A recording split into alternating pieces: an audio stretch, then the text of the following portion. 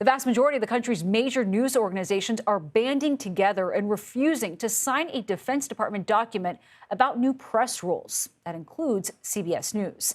CBS News and other broadcast networks released a joint statement a short time ago saying, quote here, "Today we join virtually every other news organization in declining to agree to the Pentagon's new requirements, which would restrict journalists' ability to keep the nation and the world informed of important national security issues. The policy is without precedent and threatens core journalistic protections.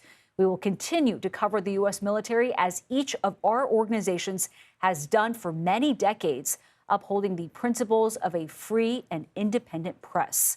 The networks join other news outlets in this, including the New York Times, Associated Press, Reuters, and the Washington Post, as well as Newsmax television network, which have also refused to agree to this new policy. Those rules, which Secretary Hegseth described this afternoon at the White House as common sense, requires journalists to have all information approved by the Pentagon before it is publicly released, even if that information is unclassified. Members of the media must also wear a visible press badge at all times.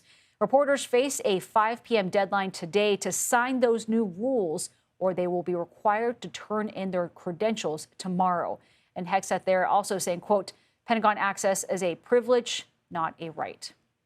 CBS News Pentagon reporter Eleanor Watson joins us now. Eleanor, very good to see you there at the Pentagon. What happens now, and how will this development impact day-to-day operations there for journalists?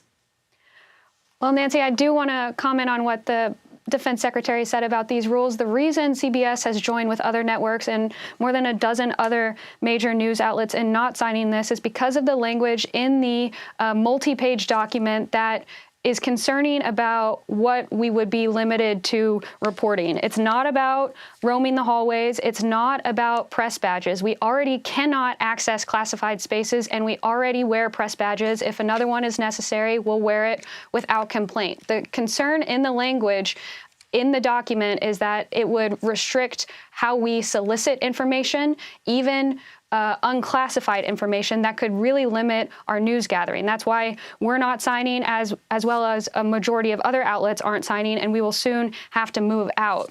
We will move out of this office. CBS has had an office in the Pentagon for decades. It has covered every war since World War II, including recently the fall of Afghanistan, Russia's full-scale invasion into Ukraine, October 7th, and so on. One of the reasons we're in the hallway, clearly marked for media, is so that we have access to the Public Affairs Office and the Pentagon Press Briefing Room, so that when there is information that needs to be communicated quickly, we can do that. So the secretary who came in promising transparency, promising accountability, which I think everyone would welcome, is in a way effectively shutting that down with these new policies. Eleanor Watson, thank you very much. We will continue to stay on top of this and see how the day develops.